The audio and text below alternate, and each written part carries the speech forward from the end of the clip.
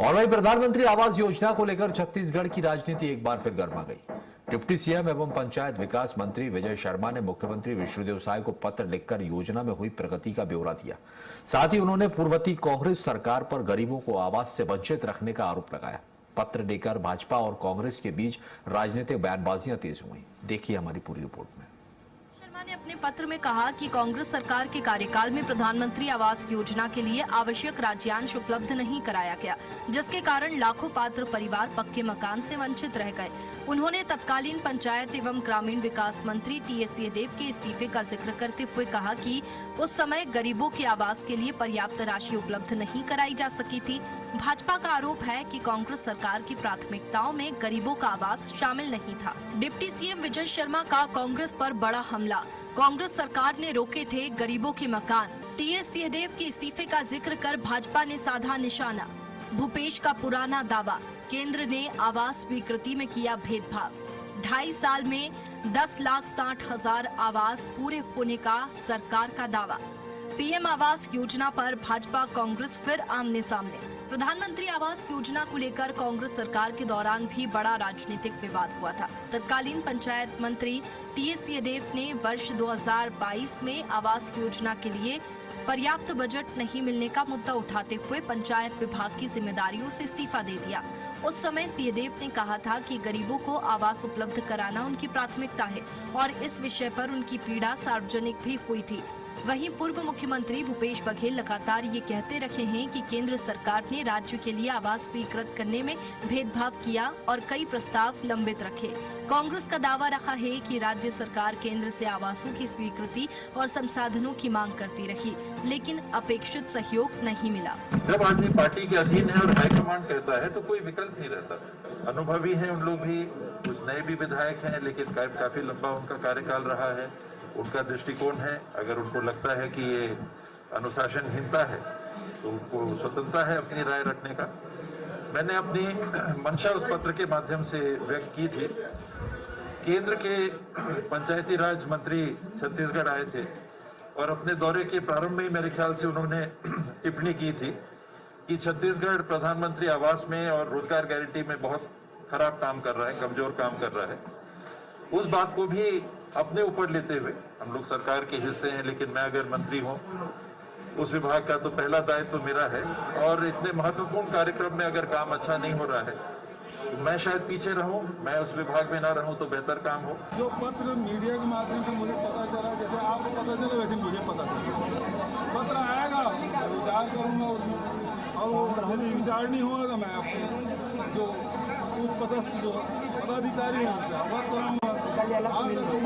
विजय शर्मा के पत्र के सार्वजनिक होने के बाद प्रधानमंत्री आवास योजना का मुद्दा एक बार फिर से राजनीतिक बहस का केंद्र बन गया है। भाजपा जहां इसे अपनी सरकार की बड़ी उपलब्धि और कांग्रेस की विफलता बता रही है, वहीं कांग्रेस केंद्र और राज्य सरकार के दावों पर सवाल उठाते हुए अपने पुराने रुख को दोहरा रही है। ऐसे में पीएम आवास का मुद्दा आने वाले दिनों में प्रदेश की राजनीति में फिर प्रमुख विषय बन सकता है। विजय शर्मा ने अपने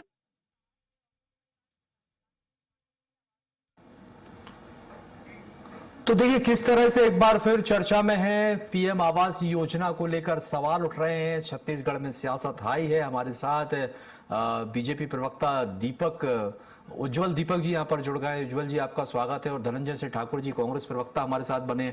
धनंजय सिंह जी हमारे साथ भी जुड़ गए, आपका भी बहुत बहुत स्वागत है। धनंजय जी का एक गंभीर आरोप यहाँ पर लगाया जा रहा है। जिस तरह से विजय शर्मा का ये पत्र जो है ये सामने आया, डिप्टी सीएम विजय शर्मा ने बड़ा हमला बोला है, कहा है कि कांग्रेस सरकार ने गरीबों के साथ छलावा किया है। ये बड़ा गंभीर आरोप यहाँ पर हो जाता है। देखिए विजय शर्मा जी झूठ बोल रहे हैं जी। वो झूठ इसलिए बोल रहे हैं कि जो नया 18 लाख आवास गरीबों को देने का वादा था जी, उसमें एक भी आवास देने में सफल नहीं हो पाए, पहली बात। दूसरी बात, विजय शर्मा जी को या तो नरेंद्र मोदी जी पे भरोसा नहीं है, या नरेंद्र मोदी जी की सरकार के द्वारा दिए गए आंकड़ों पर भरोसा नहीं है, या छत्तीसगढ़ के विधानसभा में प्रदेश के उप मुख्यमंत्री अरुण साव जी के द्वारा जो प्रस्तुत जवाब है उस पर भरोसा नहीं है। ये पहले तय कर ले। 2023 के समय में सदन में नरेंद्र मोदी जी की सरकार के नगरीय प्रशासन जो विभाग है, उन्होंने आंकड़ा दिया था कि छत्तीसगढ़ में 11 लाख से अधिक प्रधानमंत्री आवास स्वीकृत हुए, जिसमें 9.5 लाख से अधिक प्रधानमंत्री आवास पूर्ण हो चुके हैं, शहरी ग्रामीण आवास, और जो शेष आवास है वो निर्माणाधीन है। और वही शहरी आवास की हम बात कर लें तो 4.5 लाख आवास स्वीकृत हुआ था, इसमें 3.5 लाख आवास कंप्लीट हो चुके थे। यानी कि 2023 तक छत्तीसगढ़ में 15 लाख से अधिक आवास कांग्रेस सरकार ने बना दिया था। तो या तो वो विजय शर्मा जी बोल रहे कि नरेंद्र मोदी जी झूठ बोलते हैं, या ये साबित हो गया कि विजय शर्मा जी झूठ बोलते हैं। दूसरी बात, अरुण साहू जी ने 2024 में विधानसभा की सत्र के दौरान जवाब दिया कि एक भी प्रधानमंत्री आवास नए साल में केंद्र सरकार ने स्वीकृत नहीं किया है। अगर ये दावा करें कि 10.5 लाख आवास इन्होंने 2.5 साल में बना दिया है, तो स्वीकृति पत्र को सार्वजनिक कर दे कि 24 में कितना प्रधानमंत्री आवास स्वीकृत की केंद्र सरकार ने, 25 में कितना स्वीकृत किया, 26 में कितना स्वीकृत कर दे। दूध का दूध और पानी का पानी हो जाएगा। झूठ बोलकर प्रदेश की जनता को जो धोखा मोदी की गारंटी के नाम से दिया गया, 18 लाख आवास का सपना दिखाया ना। ठीक है, पूछ लेते हैं उज्ज्वल दीपक जी, कौन झूठ बोल रहा है, कौन सच बोल रहा है? क्योंकि देखिए सियासत यहाँ पर पीएम आवास को लेकर हाई होती हुई दिखाई दे रही। उज्ज्वल दीपक जी, आप तक आवाज पहुंच रही है? उज्ज्वल जी, आप सुन पा रहे हैं? आपको मेरी आवाज आ रही है? जी बिल्कुल सुन पा रहा हूं। यहाँ आपने धनंजय ठाकुर जी को सुना होगा, उन्होंने कहा है कि ये सिर्फ भ्रम फैलाने के लिए आप इस तरह की पत्र जो है आपके वायरल हो रहा है और ये गंभीर आरोप इस तरह के लगा रहे हैं। देखिए, हाथ कंगन को आरसी क्या और पढ़े लिखे को फारसी क्या। आप दोनों लेटर को आजू बाजू रख लीजिए।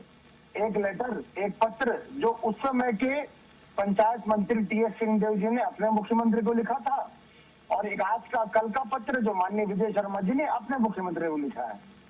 दोनों भारताध्यक्ष मंत्री थे। एक मंत्री ने अपने विभाग से इस्तीफा दिया, अपने मुख्यमंत्री पर ये इल्जाम लगाते हुए टीएस सिंहदेव जी ने भूपेश बघेल को कि आपने राज्य अंश का पैसा नहीं दिया, मकान नहीं बने, आवास नहीं बने, और मैं ये बोझ नहीं लेना चाहता अपने जीवन में, तो मैं अपने विभाग से इस्तीफा दे रहा हूँ। जी, भारत के राजनीतिक इतिहास में पहली बार ऐसा कुछ हुआ कि एक मंत्री ने अपने विभाग से इस्तीफा दिया, और तो और उस इस्तीफे को स्वीकार भी कर लिया गया।